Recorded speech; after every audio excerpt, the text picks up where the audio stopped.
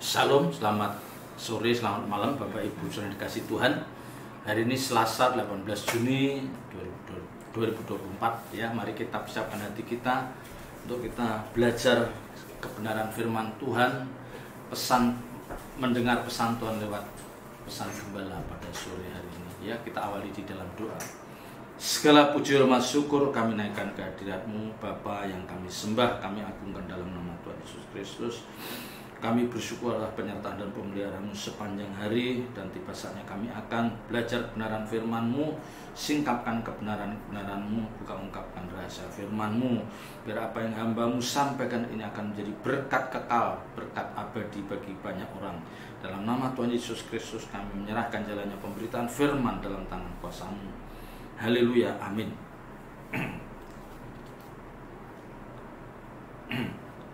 Bapak Ibu saudara yang kasih Tuhan, seringkali orang percaya itu bisa dikecoh ya, bisa dikelabui dengan keadaan sekitarnya ya, seringkali ya. Khususnya orang-orang yang tidak bertaut erat ya, tidak berpegang erat pada kebenaran firman Tuhan, atau yang tidak melekat pada Tuhan, mereka seringkali mudah digoyah ya. Cara pandang mereka seringkali bergeser dengan melihat keadaan sekitarnya ya. Padahal kalau kita yang mengerti kebenaran firman Tuhan dan itu menjadi pegangan kita ya, dan kita melekat pada Tuhan, kita mempunyai intimasi dengan Tuhan, maka apapun yang terjadi di sekitar kita, di lingkungan kita, itu tidak akan pernah menggoyahkan kita ya. Peristiwa-peristiwa hidup yang kita lihat dengan mata kepala sendiri ya, bahkan mungkin juga dialami oleh orang-orang sekitar kita, itu tidak akan menggoyahkan kita ya, tidak akan melemahkan kita untuk kita makin mencintai, mengasihi Tuhan, untuk kita makin serius berurusan dengan Tuhan ya. Mengapa saya mengatakan demikian?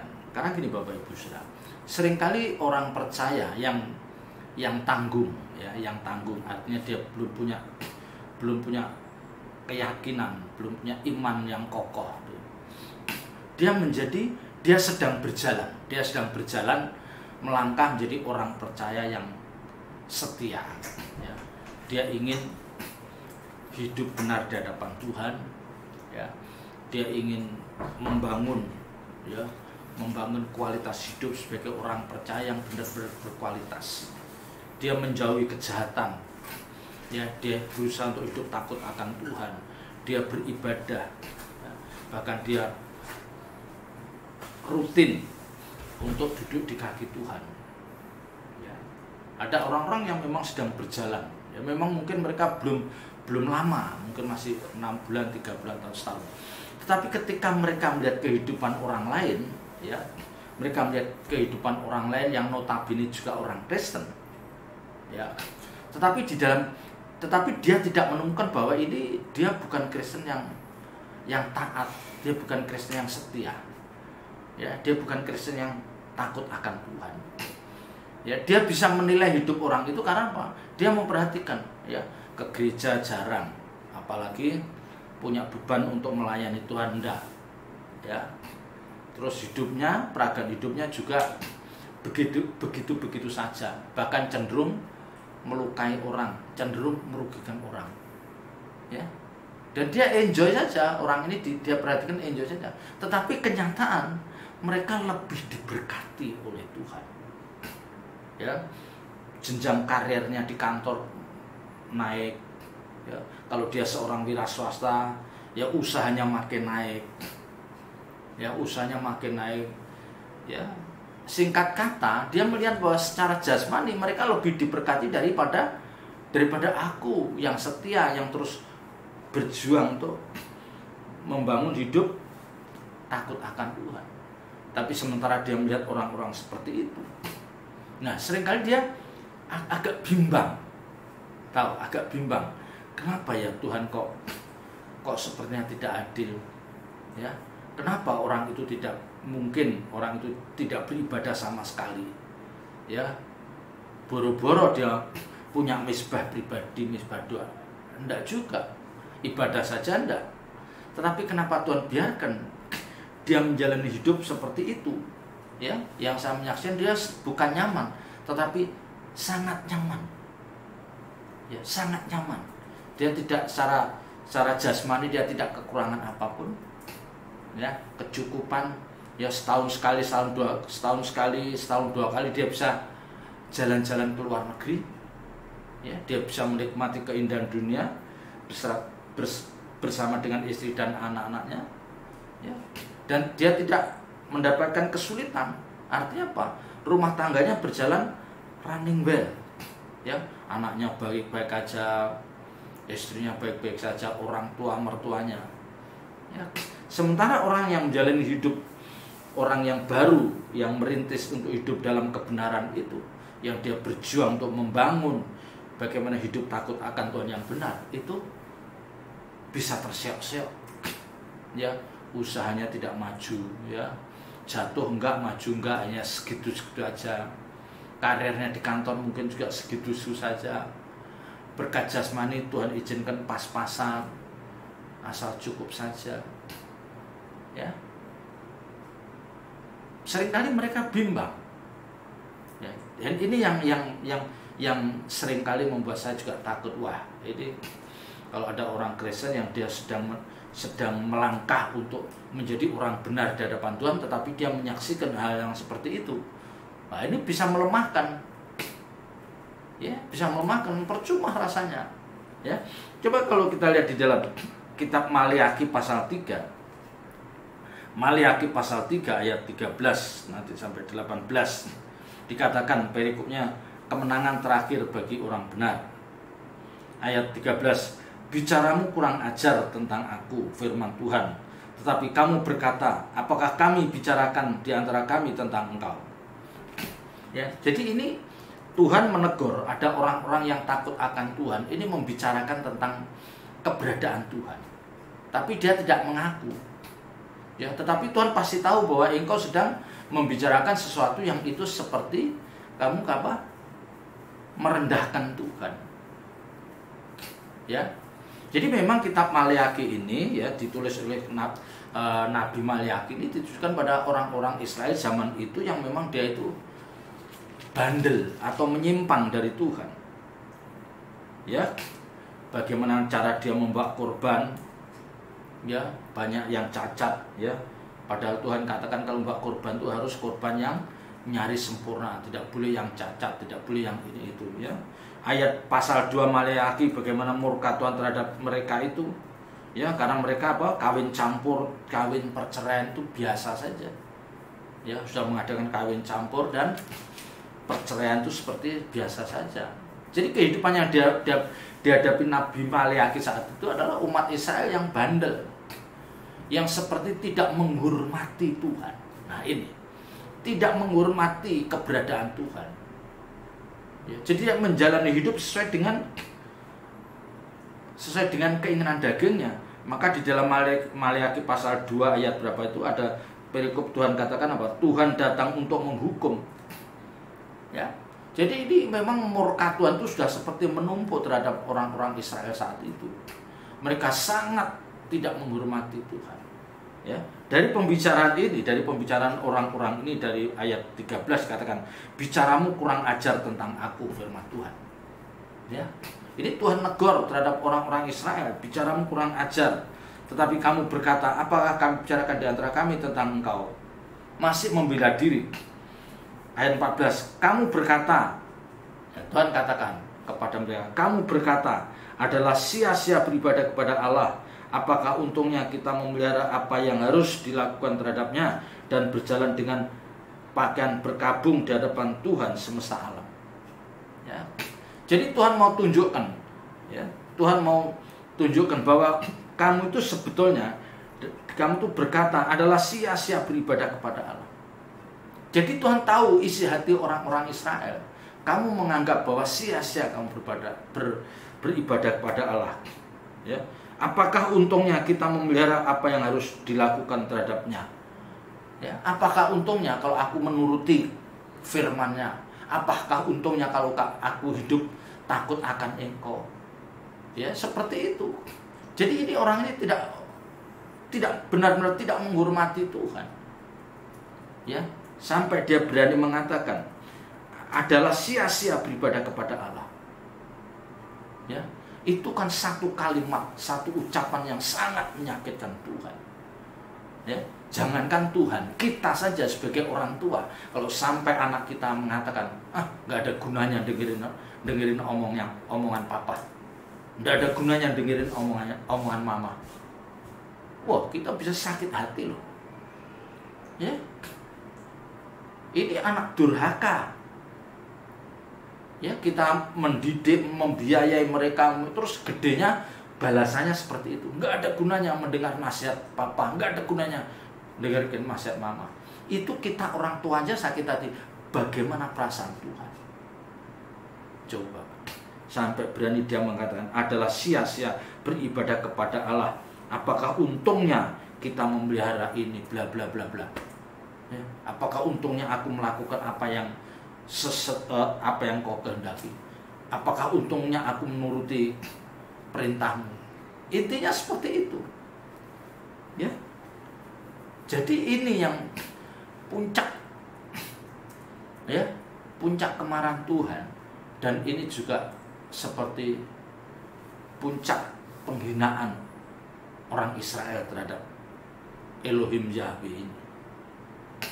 Ya, bisa kita bayangkan, mestinya dia sebagai umat harus menghormati, ya, menghormati, membawa persembahan yang membawa persembahan sebagai dupa yang harum. Bagaimana dia menyenangkan hati Allah, menyenangkan hati Elohim Yahweh, tetapi ternyata yang keluar dari mulutnya adalah sia-sia beribadah kepada Allah.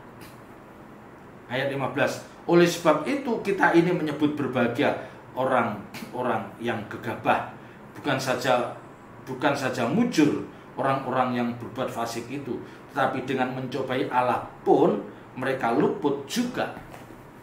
Ya, sampai dia berani mengeluarkan pernyataan statement seperti itu. Ya. Oleh sebab itu kita ini menyebut berbahagialah orang-orang yang gegabah. Masa ada orang gegabah kok kita sebut berbahagia? Bukan saja mujur orang-orang yang berbuat fasik. Orang yang berbuat fasik dia katakan mujur. Tetapi dengan mencobai Allah pun mereka luput juga. Nah, ini Bapak Ibu Saudara, ini yang mau saya katakan ini. Ya, memang ada kalanya ketika umat itu berbuat semaunya, bahkan dia merendahkan, tidak menghormati Allah, tidak menghormati Tuhan. Allah seolah-olah diam. Ya, Tuhan seolah-olah diam, dia tidak langsung berperkara, memberikan hukuman. Wah, langsung dikenai hukuman, mungkin dia cacat lah atau matilah. Enggak, seringkali Tuhan diam. Ya. Nah, ini yang membuat orang itu terus merendahkan, tidak menghormati. Ya. Seperti Tuhan tidak mampu berbuat apa-apa terhadap orang-orang seperti ini. Ini salah Bapak Ibu Saudara. Ini salah. Ya. Jadi jangan kita terbawa cara berpikir seperti orang-orang itu.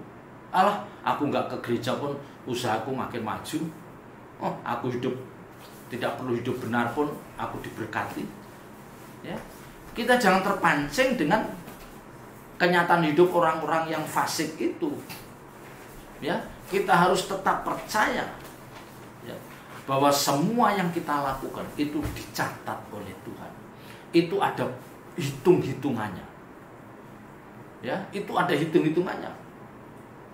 Dan kita tidak boleh terus ikut-ikutan karena Allah tidak menghukum, karena Allah tidak memberi sanksi, ya, karena Allah seperti membiarkan, Allah tidak tahu. Wah, itu konsep berpikir yang membahayakan. Allah itu Maha tahu. Ya, apa yang sedang ada di dalam pikiran kita pun Dia tahu. Ya. Perbuatan yang kita lakukan di daerah terpencil yang orang lain tidak ada yang tahu, Allah tahu. Ya.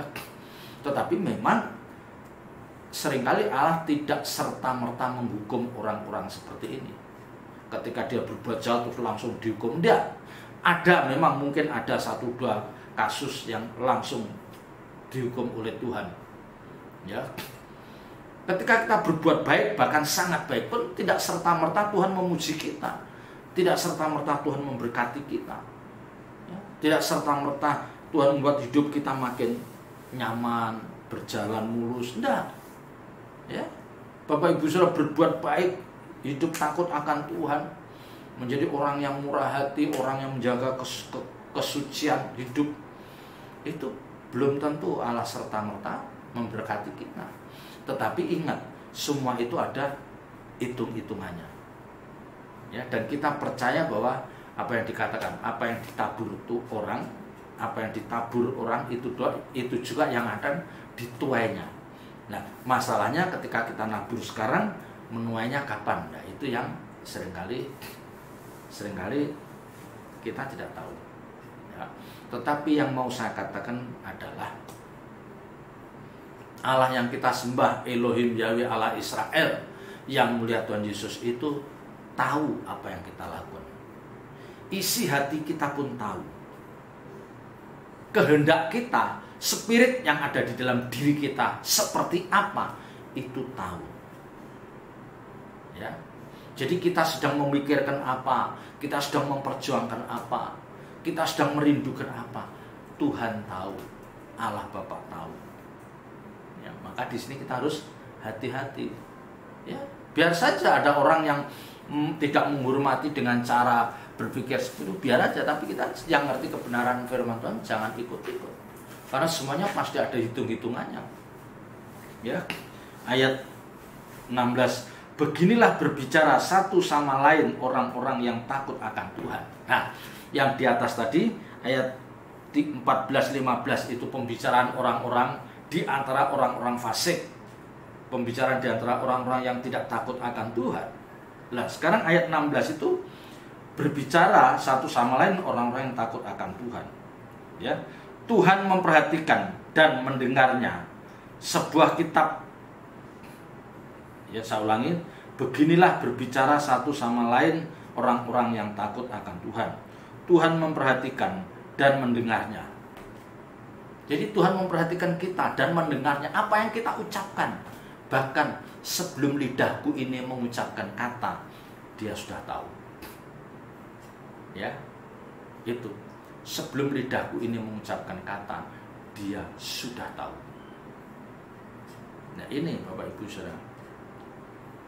Ini yang harus menjadi perhatian kita. Ya, ini yang harus menjadi perhatian kita. Ya, ini mestinya kita ada di kelompok ini. Kita ada di kelompok ini. Beginilah berbicara satu sama lain orang-orang yang takut akan Tuhan. Ya. Tuhan memperhatikan dan mendengarnya. Sebuah kitab peringatan ditulis di hadapannya bagi orang-orang yang takut akan Tuhan dan bagi orang-orang yang menghormati namanya. Jadi ada kitab, ada buku kehidupan yang itu akan tertulis. Ya, yang di situ akan ditulis apa-apa yang kita lakukan, apa-apa yang kita perkatakan, apa-apa yang kita rancang. Bagi orang-orang yang takut akan Tuhan dan bagi orang-orang yang menghormati namanya. Jadi perbuatan baik kita tidak mungkin sia-sia, Bapak Ibu Saudara. Ingat, perbuatan baik kita, apapun yang kita lakukan, itu selalu diperhitungkan Tuhan. Maka pikirkanlah itu. Ya, apapun yang kita lakukan, itu tidak mungkin tidak diperhitungkan oleh Tuhan. Ya, bahkan Alkitab katakan segelas air putih yang kita sajikan kepada saudara kita, itu pun sudah Tuhan siapkan berkat. Ini berbicara tentang apa? Perbuatan yang paling sederhana pun kalau itu untuk kebaikan, Tuhan perhitungkan. Tuhan perhitungkan. Ya, jadi kita bisa memahami kalau di dalam Galatia katakan bahwa jangan jemu-jemu berbuat baik, karena kita akan menuai kalau kita tidak menjadi lemah. Jadi jangan jemu-jemu berbuat baik. Artinya apa? Berbuat baiklah seterusnya, semampu yang bisa kita lakukan. Jangan kita berhenti berbuat baik. Jangan jemu. Ya, memang ketika kita berbuat baik ada orang yang tidak tahu budi. Ya, kita udah berbuat baik dia tidak merespon dengan baik. Ya, itu biarkan aja, itu bukan urusan kita. Urusan kita adalah kita tidak akan pernah jemu berbuat baik. Ya, karena kalau kita jemu berbuat baik, iblis tepuk tangan, asik ya, orang itu setelah dikecewakan beberapa orang, dia berhenti berbuat baik. Iblis tepuk tangan. Nah, kita ya, Tuhan lihat, aduh sedih. Kamu jangan jemu berbuat baik. Ya. Ayat 17. Mereka akan menjadi milik kesayanganku sendiri, firman Tuhan semesta alam. Pada hari yang kusiapkan, aku akan mengasihani mereka sama seperti seorang menyayangi anaknya yang melayani dia. Ini keluar dari mulut Tuhan sendiri. Kebenaran ini diucapkan keluar dari mulut Tuhan sendiri. Ya. Dikatakan mereka akan menjadi milik kesayanganku sendiri, firman Tuhan. Bukan miliknya, milik kesayanganku. Adalah orang-orang yang harus aku persiapkan satu tempat yang nyaman. Milik kesayanganku. Ya. Bukan hanya umat, tapi kita menjadi milik kesayangannya Tuhan. Betapa bangganya kalau ada orang percaya mendengarkan kamu adalah milik kesayanganku. Waduh.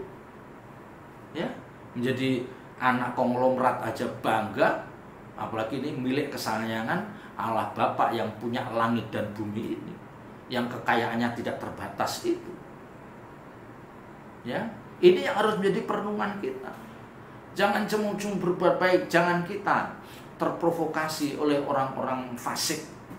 Ya, sementara hidupnya fasik tapi diberkati secara jasmani, tidak mengalami masalah apapun, tapi hidupnya tetap fasik. Biar itu urusan mereka. Urusan kita adalah bagaimana kita hidup benar di hadapan Tuhan dan terus berbuat baik.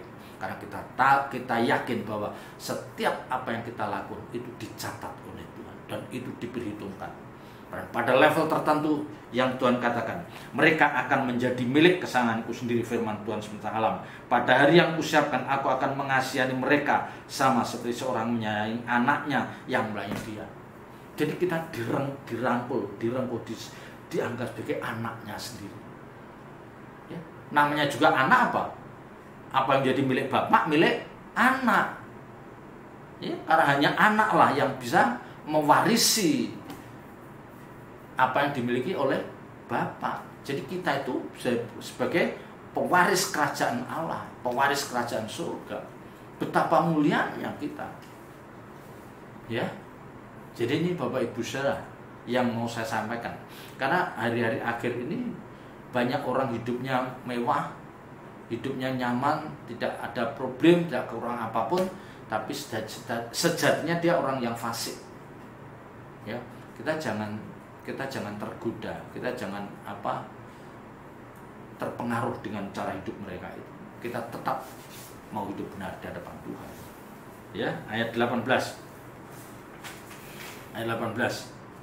Maka kamu akan melihat kembali perbedaan antara orang benar dan orang fasik, antara orang yang beribadah kepada Allah dan orang yang tidak beribadah kepadanya.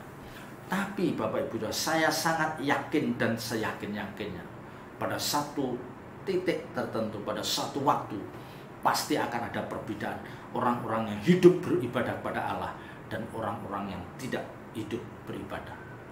Pasti. Ya. Karena ayat ini mengatakan begitu, dan saya yakin, maka kamu akan melihat, semua kita akan melihat kembali perbedaan antara orang benar dan orang fasik. Orang benar dan orang fasik. Antara orang yang beribadah kepada Allah dan orang yang tidak beribadah kepada Allah. Pada akhirnya kita akan lihat, kalau orang benar yang beribadah kepada Allah, dia akan meresponi segala sesuatu yang menimpa dirinya dengan benar. Tapi kalau orang fasik, orang yang tidak beribadah kepada Allah, dia akan meresponi sesuatu yang terjadi atas hidupnya dengan cara manusia. Dan ini biasanya memalukan. Ya, mulutnya kasar, ya, selalu merancang kejahatan, ya, keinginannya menjadi orang yang berharga, Dan yang paling penting Bapak Ibu, harus saya katakan, di ujung maut pasti orang-orang fasik ini dia akan trembling, dia akan gemetar, dia akan mengalami ketakutan yang tidak bisa diobati. Ya, kegelisahan jiwanya pasti kuat, jiwanya pasti akan guncang karena bayang-bayang kematian sudah ada di dalam benaknya, dan dia tidak tahu kemana arwahnya, kemana rohku nanti setelah aku dipanggil Tuhan, bagaimana nasibku nanti setelah aku dipanggil Tuhan. Dia pasti gemetar, dia pasti berguncang imannya. Tapi kalau orang benar, orang yang beribadah kepada Allah, dia bisa tenang, dia merasakan, Tuhan sudah menyuruh malaikatnya menjemput aku. Ya, pasti ada bedanya. Ya, pasti ada bedanya. Di ujung maut, orang benar, orang yang beribadah itu akan dengan tenang, dengan penuh ketenangan dan senyum, mungkin dia tersenyum, dia menjemput kematian. Ya, kalau orang fasik, dia pasti akan gelisah, dan dia bisa teriak histeris karena dia tidak tahu apa yang akan terjadi atas dirinya ketika maut menjemput hidupnya. Ya, mari kita hidup benar di hadapan Tuhan, terus beribadah kepada Allah, Elohim Yahweh Allah Israel. Amin. Bapa di surga, meteraikan firman dalam setiap hati kami dan ajar kami melakukannya, dan Roh Kudus kiranya tolong setiap kami untuk kami mampu, kami bisa Tuhan mewujudkan hidup takut akan Engkau. Dalam nama Yesus kami berdoa, haleluya, amin.